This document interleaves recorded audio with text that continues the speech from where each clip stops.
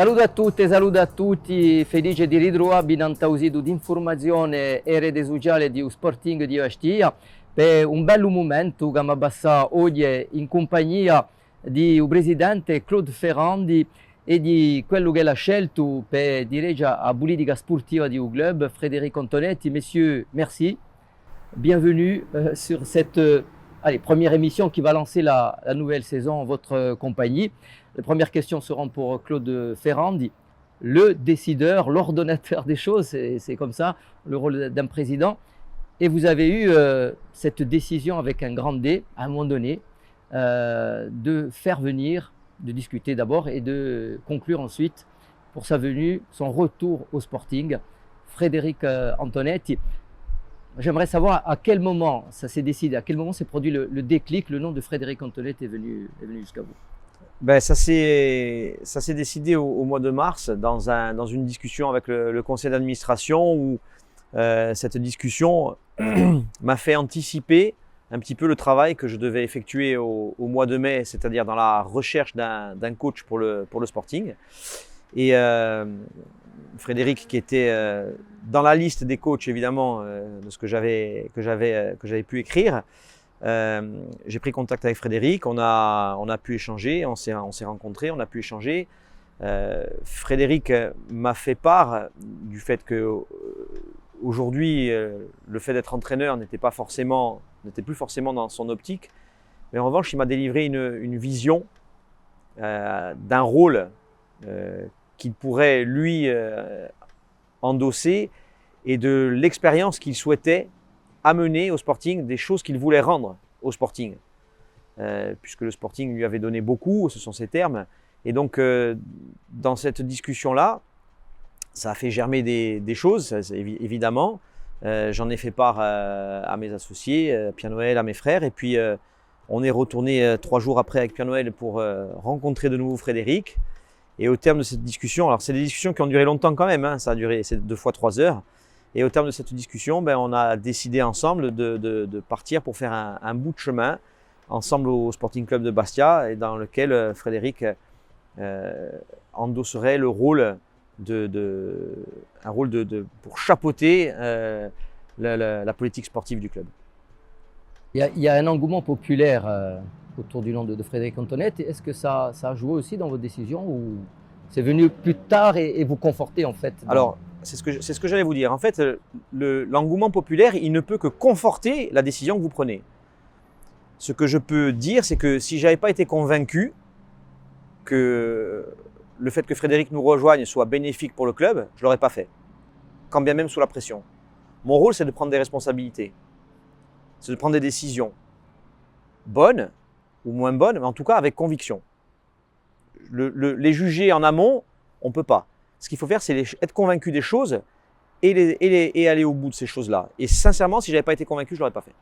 Alors, est-ce que l'arrivée de Frédéric Antonetti, pour vous, c'est une remise en question de votre fonctionnement?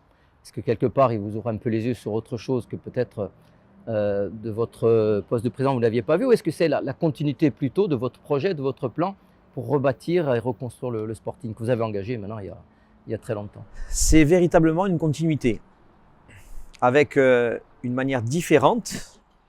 C'est l'évolution vers le mieux. Mais ce n'est qu'une évolution, ce n'est pas une remise en question. Je ne vais pas dire qu'on a changé de braquet, qu'on a pris un virage à 180, ce n'est pas ça du tout. On a effectué des choses, je pense des bonnes choses, jusqu'au point où on a senti que notre fonctionnement avait ses limites. Et c'est cette limite-là qui vous fait prendre conscience que vous devez évoluer. Et on n'a pas fait un virage encore une fois à 180 degrés, on n'a fait qu'évoluer. On a essayé d'améliorer des choses, de se tourner. Et pour améliorer les choses, évidemment, vous vous tournez vers les gens qui sont compétents pour le faire et qui peuvent vous apporter cette compétence. On entendra Frédéric Antonetti dans quelques secondes. Juste pour terminer avec vous, Président, sa partie à Frédéric Antonetti, c'est le sportif, c'est tout le sportif, c'est les pleins pouvoirs sportifs. Quel terme employer? Ou même la dénomination de sa fonction exacte? Alors, c'est vrai qu'on a entendu un petit peu de tout Oui. et on est véritablement. On est passé du manager au coordinateur. Mais, bon, je pense pas que le titre soit la principale des préoccupations de Frédéric, mais je pense qu'il confirmera mes propos. Frédéric, quand on s'est vu, on a décidé ensemble qu'il aurait la mise en place de toute la politique sportive du club dans sa globalité. Donc, je pense que le terme le plus cohérent pour cela, c'est le terme de coordinateur sportif. Ça veut dire que ça chapeaute le tout. C'est ce qui me semble le plus logique. Du centre de formation, des plus Exactement. jeunes jusqu'au pro. Il a la charge d'appliquer, d'écrire avec nous cette politique sportive et de la faire appliquer. Donc, il me semble très logique que ce terme de coordinateur soit le terme qui soit appliqué. Un bâtisseur. Vous essayez d'aider en tout cas Bien entendu. Et là-dessus, à aider la politique que vous avez mise en place. Bien entendu. Là-dessus, On revient quand même de loin. Il l'a fait évoluer. Voilà, il vient avec nous pour faire évoluer. Il nous fait évoluer. Encore une fois, quand vous voulez grandir, vous vous entourez de gens compétents. Est-ce que vous avez senti que c'était le bon moment aussi? Parce qu'il y a toujours le jour où ça se passe, la rencontre qu'il faut. Au bon moment, vous avez dit en 2017, vous étiez rencontrés, ça avait failli, ça ne l'a pas fait. Aujourd'hui, il y a 7 ans, 8 ans qui se sont écoulés. 4 ans de Ligue 2 en continuité, avec un maintien assuré bien avant la fin des championnats, une gestion saine. Est-ce que voilà, aujourd'hui c'était le temps de passer à cette étape d'avenir et de produire quelque chose de plus qui pourrait amener, vous nous le direz tout à l'heure, dans les 2-3 ans, peut-être 4 ans, le Sporting en Ligue 1? Dans le sport et dans le football en particulier, le terme de timing a une place très importante. Et effectivement, je pense qu'il y a un timing. Alors, il y a un timing. Frédéric a continué sa carrière jusqu'à aujourd'hui d'entraîneur. Et il a fallu qu'il arrête de vouloir être entraîneur pour pouvoir venir sur cette mission, mais ce n'était pas quelque chose qu'on avait discuté avant. On s'était pas dit, on n'avait pas fait de plan en disant le jour où tu arrêteras ta carrière d'entraîneur, tu viendras. Ça ne s'est pas fait comme ça. Et je pense pas qu'il avait planifié cette chose-là. Peut-être qu'il avait que chacun d'entre nous ait pu imaginer des choses, ça c'est un fait. De là à les planifier, de dire que ça va se passer en 2024, de dire que en mars, bon, comme je ne serai plus entraîneur, je vais arriver. Voilà, j'y crois pas une seconde. C'est le timing, c'est la rencontre, c'est les circonstances. Et en fait, c'est tout ça qui nous a réunis. On peut y voir je sais pas, une main divine qui soit venue pour faire en sorte. Mais voilà, le timing est très important et c'était une question de timing. Fred, c'était le bon moment. En 2017, ça aurait été différent, c'était peut-être autre chose. Ça se fait aujourd'hui et c'est peut-être le bon moment pour vous. Je ne sais pas si vous aimez le cinéma, mais si j'emploie un terme retour vers le futur, Playboy, est-ce que c'est le bon titre de film? Et que le Sporting a sempre eseguito da vostra vida, que ce soit que vous soyez ici ou ailleurs, voilà, c'était couru d'avance, on va dire. 2017, le club était en National 3.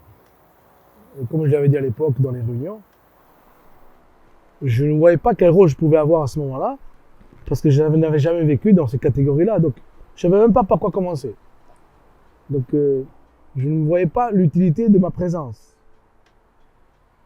En 2017, quand Claude et Pierre-Noël Louis prennent le club à ce moment-là. Et je l'avais dit à cette époque-là, je dis vous allez voir que pour monter jusqu'en deuxième division, je l'avais dit en réunion, le club va grimper assez facilement. Assez facilement, il faut le faire. Hein.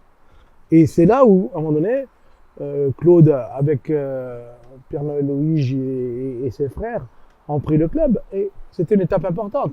Il ne faut jamais oublier qu'en 2017, le club est en demi-national 3 et qu'il a emporté jusqu'en D2. Et comme vous l'avez dit, ça fait 4 ans que le club est en D2. Avec des périodes plus difficiles, des périodes un peu plus fastes. Ça fait partie de la vie d'un club où il y a des échecs, il y a des réussites. Ouais.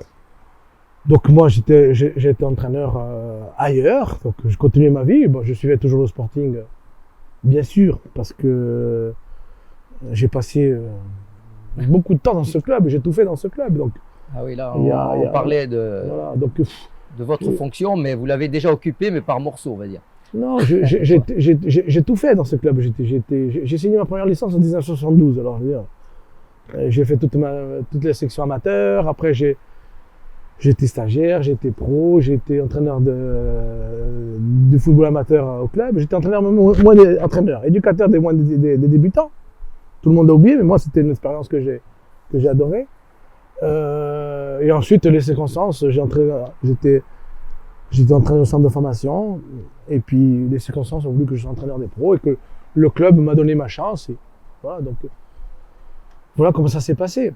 Donc, il ne faut pas oublier le point de départ, c'est-à-dire 2017, où ce qui a été fait, il faut rendre hommage à ceux qui ont été là et qui l'ont fait. On peut toujours parler, on peut dire c'est sati, tatata, comme on fait beaucoup chez nous. Hein. Voilà. Mais les choses sont là. Le club international 3 aujourd'hui est en D2, dans le monde pro. J'aurais pu revenir, je suis parti moi en 2001. Je répète que quand je suis parti, le club était 8e en D1, qualifié pour l'Intertoto, qu'on a galvaudé à l'époque, on en a parlé tout à l'heure, mais bon, ça c'est autre chose. Et qu'il y a eu plus ou moins des périodes difficiles, et puis après il y a eu la remontée en première division, voilà. Ça fait partie de la vie d'un club. Moi je dis toujours que ceux qui ont, à un moment donné ou à un autre, sont venus passer difficile, hein. Pas croire que c'est facile de diriger un club, surtout à Bastia, dans une région il y a la passion, il y a tout ça, mais au niveau économique, c'est très très difficile. Il faut vraiment y être dedans. Il faut vraiment mettre le main dans le cambouis pour comprendre.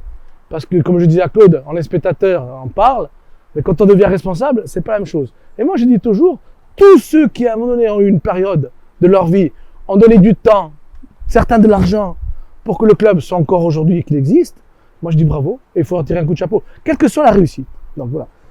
Et Claude, avec toute son équipe, fait partie je crois que c'est son frère Gilbert qui disait on veut laisser une trace. C'est ça. Je dis vous l'avez déjà laissé la trace. Ouais. Mais est-ce qu'elle va être plus grande la trace? On va voir. Voilà. Est-ce que malgré tout, là, on est à un moment charnière, on va dire, après cette installation en Ligue 2, ça fait quand même 4 années consécutives que le maintien est assuré. On a dit le budget, les finances sont saines, les passages à DNCG se passent comme une lettre à la poste, entre guillemets, parce que là aussi il faut assurer, il faut du boulot. Il y a une fidélisation du public, vous l'avez dit aussi, que vous n'avez même pas connu à une époque, d'avoir autant de monde au stade. Il y a un agrément pour le centre de formation, Claude nous dira peut-être tout à l'heure, qui ne devrait pas tarder à arriver. J'espère, oui. Il y a des éléments qui se construisent pour ce centre du côté de Borgo. Est-ce qu'on est à un moment charnière du club pour partir sur autre chose aujourd'hui et que vous arrivez à ce moment-là pour aider? Je pense qu'il y a le mot étape. C'est une autre étape qui commence. Voilà. Donc, je dois dire comment ça s'est passé. Claude a raconté comment ça s'est passé. C'était une semaine après le match de Saint-Étienne, où il y avait des événements. Bon, il y avait plein de choses qui sont venues. Bon, je ne vais pas parler des événements. Et on s'est rencontrés 2 fois. Et j'ai dit, voilà, moi en tant qu'entraîneur, aujourd'hui, 63 ans, j'aurais pu faire encore 2-3 ans d'entraîneur, mais je pense que je suis plus utile dans ce que je fais aujourd'hui qu'en tant qu'entraîneur. Parce qu'aujourd'hui, je peux, à un moment donné, mettre en place. Quand on est entraîneur, on est focalisé par le match. Et donc, on peut pas être autour, voilà, pour mettre ces idées en place. Moi, je lui ai dit à Claude ma vision des choses. Je lui ai dit, voilà, il m'a expliqué le budget, il m'a expliqué. Je lui ai dit, pour moi, il y a un chemin. Il y a un chemin, on n'est pas très riche. Ouais. Le club est sain, mais on n'est pas très riche, on n'a pas de marge de manœuvre. Voilà. Mais le club est sain, il y a la passion. Il y a 2 choses qui m'ont fait replonger. D'abord, c'est la sincérité. Parce qu'en face de moi, il y avait des gens sincères qui m'ont expliqué comment ça fonctionnait. Et une vision commune aussi, forcément. Oui, mais après, on va parler de la vision, mais la sincérité entre les hommes, c'est important. Et la deuxième chose, c'est que je me trouvais en tribune nord, juste au-dessus, là-bas. Vous voyez, là-bas. Village Tabert. J'étais juste au-dessus du banc de touche. Du banc de touche adverse. Et puis autour de moi, je voyais des familles, des jeunes, tout ça. Bon enfant, bon. Et je me disais, ces gens-là méritent quelque chose. Et j'ai dit, ce que je n'ai pas connu à mon époque. À mon époque, il y avait un noyau dur, mais on était en première division, on était plutôt dans les 10 premiers qu'autre chose. Mais il n'y avait pas cet élan populaire qu'il y a. Et je dis, avec cet élan populaire, en travaillant bien, je dis, on peut exister dans ce monde de football. J'ai une petite expérience. Et là, en rentrant dans le vif du sujet, j'ai exposé ma vision du football. qui correspond à Bastia. Je pense bien connaître Bastia et quelle politique sportive mettre en place.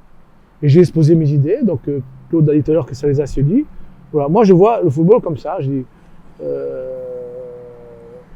on va faire de la post-formation. On ne va pas prendre des joueurs faits, parce que prendre des joueurs faits, ça ne veut pas dire qu'on ne va jamais en prendre. Ça veut dire qu'à un moment donné, il faut amener les joueurs à potentiel. Pour avoir de très très bons joueurs, les joueurs faits, on ne les aura pas, on n'a pas les moyens. Par contre, on peut prendre des joueurs qui sont, à un moment donné, entre la réussite à gros potentiel et les faire évoluer. Donc c'est le projet qu'on propose à tout le monde aujourd'hui. Est-ce que vous êtes en train de faire? On parlera tout à l'heure. Absolument, mais c'est ce qu'on est en train de faire. La politique sportive, c'est ça. Donc on a dit on va faire en sorte que... Alors on va partir du plus jeune. On va faire en sorte que le jeune Corse qui a du talent et qui à un moment donné a des possibilités, on va s'en occuper. Mais il faut pas dire, il faut pas être démagogue non plus, comme j'entends parfois, qu'il y a 50 joueurs par an qui peuvent sortir Corse. C'est pas vrai. Quand j'entends ça, je deviens fou. Mais par contre, il y en a un ou deux par génération. Il ne faut pas les louper. Il ne faut pas les louper, il faut s'en occuper. Donc les mettre dans des bonnes conditions pour qu'ils arrivent à... Et un ou deux par génération, ça va vite. Hein. Ça veut dire aussi, Claude, que par rapport à ça, ces joueurs corses qu'il ne faut pas louper, l'importance de renouer des partenariats avec des clubs, comme vous l'avez fait récemment avec le club de l'Étoile. Oui, bien sûr, renouer les partenariats, ça fait partie des éléments à mettre en place pour ne pas louper ces jeunes-là. Et l'observation des gens en interne au club fait partie aussi de ces éléments. À nous de prouver aussi que quand ils viennent chez nous, ils vont avoir leur chance, donc un savoir-faire pour les amener. Plutôt que de parler de partenariat, je pense à la relation entre les hommes. Moi, j'ai des souvenirs. Hein. En 2012, on se retrouve... le club n'existe plus, carrément. Donc voilà, après la catastrophe, le club n'existe plus. Et on repart. Voilà. Et moi, à l'époque, j'étais entraîneur de centre de formation. Mais tous les clubs aux alentours m'ont aidé. Il y a une solidarité extraordinaire. Ils me prêtaient leurs installations. Mais des gens qui ne sont jamais venus au stade. Mais qui, à un moment donné, ont porté la contribution. Je parle de M. Barthes de la JB, par exemple. Voilà. Je parle du GCBL à l'époque. Je parle des gens qui, à un moment donné, ont montré leur solidarité. Et qui ont contribué à un moment donné que ça fonctionne. Et plutôt que de parler de partenariat, la relation entre les hommes. Dire ce qu'on fait et faire ce qu'on dit. Tout simplement. Et là-dessus, à l'époque, on est allé chercher Koulibaly à la JB. Bon, ça n'a pas fait plaisir, mais il a fait carrière. On est allé chercher François Modeste à Foriane et ça n'a pas fait plaisir. Mais il a fait carrière. Quelle carrière. Et puis là où il est maintenant. Mais je suis allé le chercher à 15 ans avec Francis Marinette. Il y avait sa mère. Et ça fait partie, à un moment donné, de la confiance mutuelle qu'on peut donner. Et ça, je pense que franchement, on va y arriver. Franchement, alors, avant de parler des... Voilà, après, je continue. Donc ça, c'est pour... Après, comment on fait? Après, je disais, il faut un groupe Pro B, ce que j'appelle un groupe Pro B, où on fait de la post-formation, c'est-à-dire un groupe de 17 à 23 ans, où à un moment donné, on va intégrer des jeunes qui viennent de National 2, de National 3, de DH, à qui on a vu certaines possibilités, on leur donne la chance de s'entraîner tous les jours. Donc de la post-formation entre 17 et 23 ans, et on se limite en rien. Et ça vient un peu de partout. Ça vient de Corse, bien sûr, à majorité, mais ça peut venir d'Afrique, ça peut venir du continent, ça peut venir... Il y a des gens qui passent à travers. La réflexion que je me suis faite, c'est de dire, quand on voit l'équipe de France aujourd'hui, 25 joueurs sélectionnés par Didier Deschamps. Sur 25 joueurs, il y en a 9 qui ont un parcours atypique. Qui n'ont pas eu un parcours normal, sans formation. Voilà. Eh ben, c'est dans cette catégorie-là où on veut, à un moment donné, exister. Et je pense qu'on a les moyens d'exister. Donc, et après, ce groupe de 24-25 joueurs, où il va y avoir des entraînements en commun, parce qu'après, il y a une politique sportive, des entraînements en commun le mardi et le mercredi à l'IGSA, je veux que les deux groupes s'en travaillent ensemble, le groupe Pro et le groupe Pro B, à un moment donné, pour qu'il y ait des ponts, qu'il y ait des passerelles qui font qu'à un moment donné, cette post-formation existe. Bien sûr qu'après, il faut 16 joueurs majeurs. On n'est pas fou, on joue une compétition qui est difficile. Donc, il faut 16 joueurs majeurs, auxquels on greffe 8 jeunes, qui font les 8 jeunes. Mais ça a déjà été fait par Claude et son équipe. Quand on voit un Comté, quand on voit un Jeannet... Il parlait un peu de continuité aussi, même si... Mais bien sûr qu'il y a une continuité. Bien sûr, il y a une continuité. Organisé, voilà. Simplement, on va le faire avec une ampleur un peu plus grande. Large.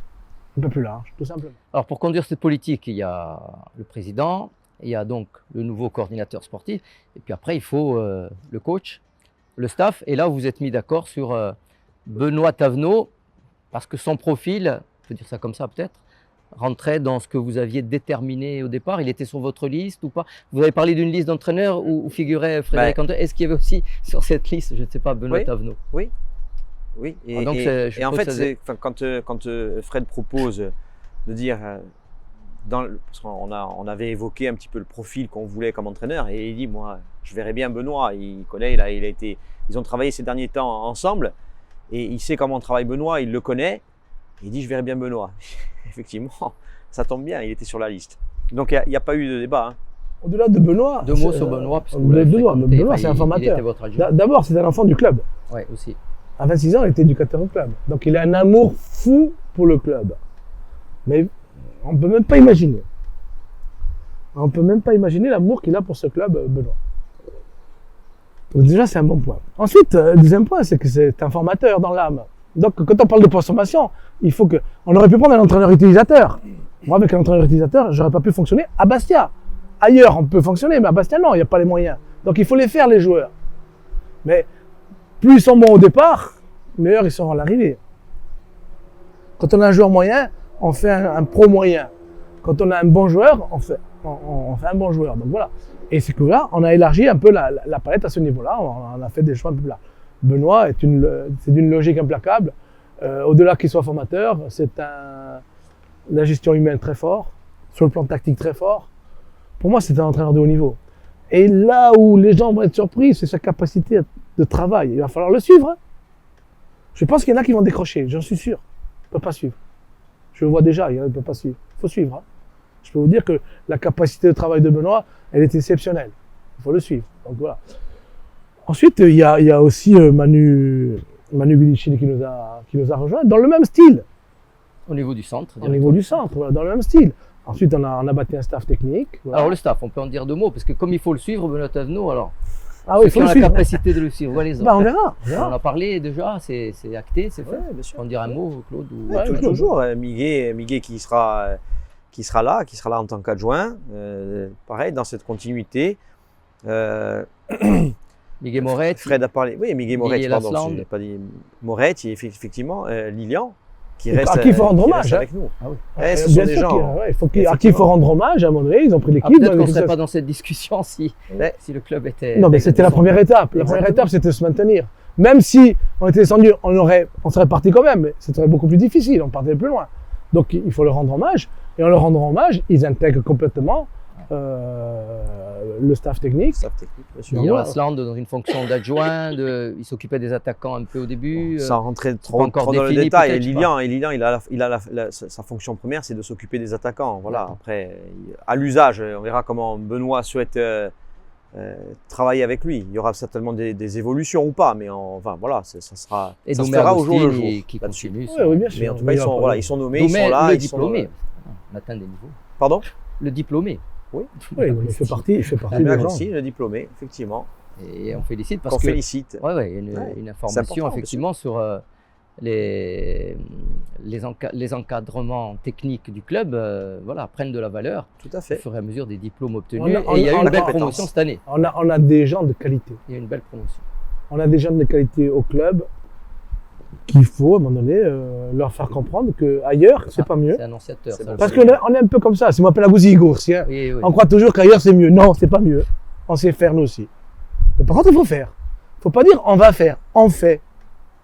Parce qu'on a les capacités de faire. Alors, dans ce que vous faites pour mettre les actes en accord avec les paroles, c'est ce que vous aviez annoncé tout à l'heure, on l'a évoqué un peu, l'arrivée de nouveaux joueurs dans le profil que vous avez défini, des jeunes à potentiel. Et vous avez déjà annoncé l'arrivée de joueurs. 2, 3, il y en a d'autres qui sont en cours là pendant qu'on prépare cette émission, qui devraient arriver ces prochaines heures. Là aussi, on peut s'avancer un peu sur le nombre. Je vais définir un peu. Je vais définir un petit peu. Il y a un acquis. Il y a des joueurs en place sur lesquels on va s'appuyer. Il y a des joueurs qui ne rentreront pas dans le projet. Et on a eu la franchise de leur dire. Voilà, ils ne rentreront pas dans le projet, la franchise de leur dire. À eux de trouver une solution. Après, ils restent là, mais ça c'est leur problème. Mais ils savent au départ qu'ils ne font pas partie des joueurs sur lesquels on compte. Et c'est très difficile pour un joueur de rester quand on sait qu'au départ, au niveau sportif, il est en difficulté. Mais on a eu la franchise. C'est pas facile de dire à un joueur, on compte pas sur toi. C'est pas facile. Hein. C'est plus facile de dire toujours oui que non. Voilà. Mais on est là, Claude a dit tout à l'heure, il doit faire des choix. On doit faire des choix. Donc on a fait des choix. Donc voilà. Donc il y aura en gros une dizaine de joueurs qui vont partir. Voilà. Il y en a 5, 6 qui sont déjà partis. Oui, C'est pas que des fins de contrat. Non, D'ailleurs, il n'y en a pas beaucoup. Non, il y a 5 fins de contrat qui sont partis et 5 à qui on a dit qu'on ne comptait pas sur eux. Voilà. Mais dans la logique des choses, on respecte les contrats. Il y a des contrats, et si on doit les respecter, on les respecte. Il faut respecter l'homme. Mais à un moment donné, on est obligé de faire des choix sportifs.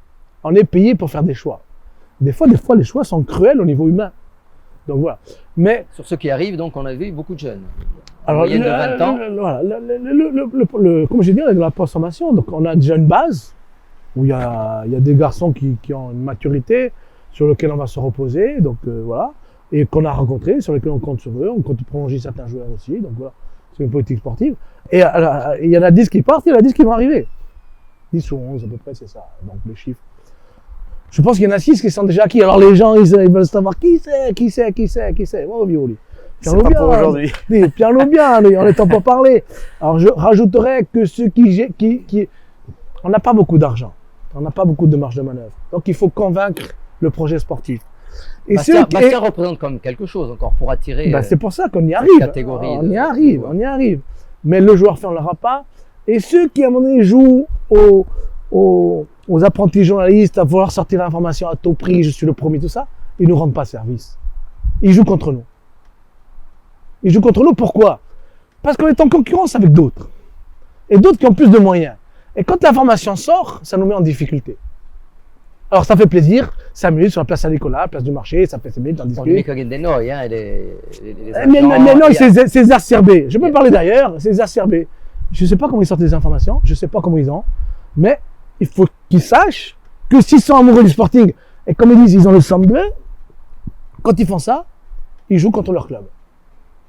Et je rajouterais que quand on a un match suspendu, les gens, voilà, animer la tribune, c'est super, ça met de l'ambiance, mais qu'on soit suspendu,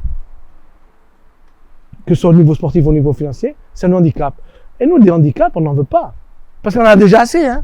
Donc voilà, c'est un message que je lance. Je dis aujourd'hui, attention, faisons attention. Tirons tous dans le même sens. Donc après, pour revenir aux joueurs, il y en a 6. Pour moi, c'est acté. Si c'est fait, je ne vais pas donner les noms, mais si c'est fait. Mais c'est à peu près le même profil des joueurs de 20 ans en devenir. C'est des joueurs de relance. C'est des joueurs de relance. Voilà. Il y a des joueurs de relance qui sont un peu plus âgés, qu'on est allé chercher. Il y a un gardien. Mais ça reste jeune quand même. Ouais, hein, dans la jeune. Ouais. Un gardien à 26 ans, c'est jeune. Hein. Donc, la Ligue 2, c'est dur. On le sait, c'est un championnat difficile. Est-ce qu'à côté de ça, il faut aussi un mix avec des joueurs d'expérience? On les a, les joueurs d'expérience. Il y en a des joueurs d'expérience. Je ne vais pas tous les citer, mais il y en a. Il y a une ossature. Mais on a misé plus sur le potentiel, le talent, la technique, l'explosivité. On veut une équipe dynamique, explosive et tonique. Donc c'est un football moderne qu'on veut. Et donc il faut prendre des profils qui vont avec. Mais c'est pas des joueurs faits, c'est pas des joueurs connus. Mais j'espère que dans 6 mois, on les connaîtra. J'espère que dans 1 an, on les connaîtra. Et j'espère que dans 18 mois, encore plus. Parce que je ne vois une réussite sportive qu'à travers cette politique-là. Donc aujourd'hui, il y en a 6 qui sont conclus. On ne dira pas les noms. Bon, il y en a qui vont chercher de partout. Voilà. Il y en a 3. Il y en a 3. Je ne dis pas de bêtises. 1, 2, 3. Où on est en discussion, en bonne voie, mais dossier difficile. Et puis après, on se garde une place pour des prêts. Parce qu'on peut se faire prêter des joueurs, mais il faut attendre que les équipes reprennent. Pour parfois des opportunités. Donc voilà. Alors ça veut dire, et c'est l'objectif, Fred et Claude, la reprise c'est dans une quinzaine de jours, même pas le 1er juillet, d'avoir un groupe déjà bien étoffé, bien établi au service de Benoît. J'ai été entraîneur à 28 ans. Et longtemps, j'ai souffert du fait que les décisions arrivaient très tardivement. Alors on m'a dit, oh, Bastia, ça va vite cette année. Hein. Parce qu'il n'y a personne qui bouge. Écoutez, moi j'en sais rien, ce qu'ils font les autres. Je ne m'intéresse pas. Nous, on a fait ce qu'on devait faire. Je me suis appuyé sur Sur la cellule de recrutement, il y a mon neveu, Pierre-Paul, il y a Gilles, je me suis appuyé sur Benoît, je me suis appuyé. En fait, cette année, on va faire sur ce qu'on connaît pour avoir le moins d'échecs possibles. Voilà. Ensuite, il y a une autre politique qui commencera, mais on en reparlera plus tard. À partir du 1er août, on va faire à un moment donné une politique d'observation qui va élargir le champ de possibilités de recrutement. Mais là, on a fait très restreint. Donc, il y a beaucoup de joueurs de national, il y a quelques joueurs de D2, mais c'est des joueurs à potentiel. Un joueur à potentiel, et que moi, quand je les vois, qu'est-ce que je peux apporter moi au club aujourd'hui? Je suis pas sur le terrain, donc je fais pas les entraînements. Il y a Benoît qui est très bon là-dessus avec tout son staff.